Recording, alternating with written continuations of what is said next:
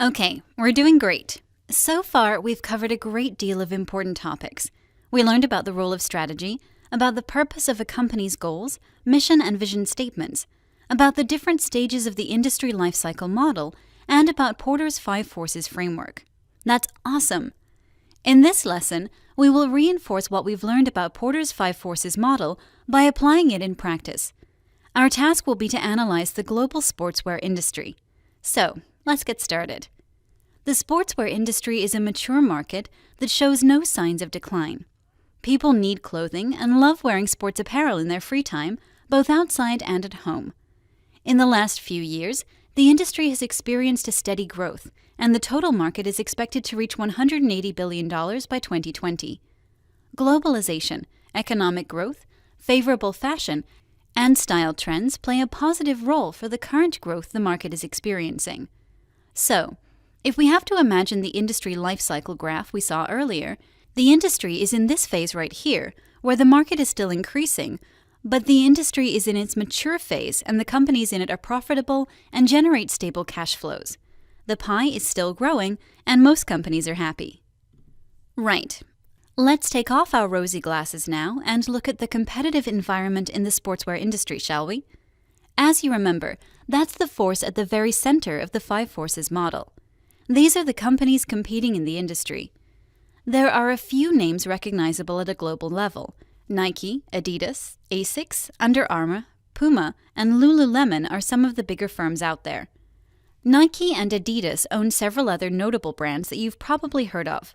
Nike owns Converse, while Adidas owns the Reebok brand. There are probably thousands of other smaller firms competing at a local level. Proof that the industry is not concentrated is in its concentration ratio.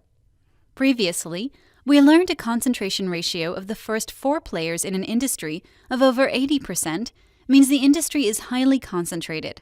Well, this is not the case for the sportswear market. The combined share of the top 4 players in this chart accounts for 38% of the total industry turnover. The 2 global giants in this industry are Nike and Adidas, with a market share of 20.1% and 12.4% respectively. Asics and Under Armour complete the top 4 list, but have a significantly lower amount of sales, 2.7% and 2.6% of the total market. The fragmentation of this market and the presence of a few global giants mean the other competitors can compete with established global brands at a local level only. As with any mature market, brand names and marketing efforts play an important role, and smaller companies cannot keep up with the level of investments Nike and Adidas can afford. There isn't a price war in the industry, as the 2 top players offer differentiated products sold at a premium compared to the goods sold by local producers. The driving force in this competition is brand recognition and quality perception. The threat of new entrants is relatively low. A new competitor isn't likely to intimidate established players. Nike, Adidas, Asics, and Under Armour have invested billions of dollars in marketing communication. Their brands are global. Therefore, a new entrant with significant ambitions must spend a lot of money to compete in the market. In addition, the new company must invest in human capital in terms of designer teams, production personnel, and other employees who have the necessary know-how for the creation of sports apparel sold worldwide. Not an easy task, right? So, the barriers to entry are significant if we consider the global market. However, new companies will have a much easier task if they want to compete at a local level.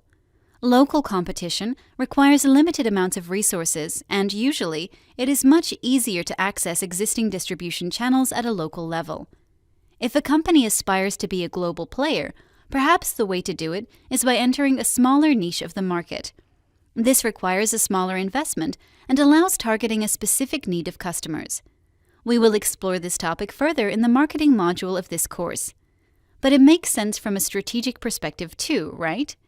Do not attack large and established companies with a full-scale attack, because this is too difficult to organize and finance. Instead, as a new competitor, target a particular market segment of customers and try to win a significant market share there. Okay, great. What about substitute products? Are they a big threat to the sportswear industry? Yes and no. There will always be demand for casual sportswear attire. However, changing customer tastes and styles may influence this demand in a negative way. Sportswear is trendy. Who knows if 10 years from now this will continue to be the case? Obviously, other clothing items are a valid substitute for sportswear clothing, but for now, there isn't significant pressure coming up from this force. Right. The remaining two forces we must examine are the bargaining power of suppliers and buyers. Let's start with suppliers. The main raw materials purchased by sportswear producers are cotton, other types of fabric, ethylene, synthetic materials, and rubber. Larger companies, like Nike and Adidas, can obtain cheaper prices from suppliers, which translates into a better cost structure compared to competitors, such as Under Armour, who buy smaller quantities of these products. So, smaller companies may have a harder time sourcing raw materials at a price that is competitive.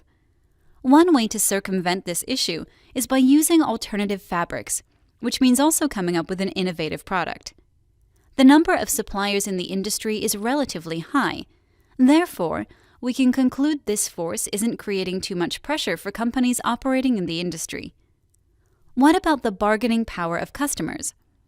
Given this is a business-to-consumers market, where end customers are millions of people, we can say customers cannot negotiate prices.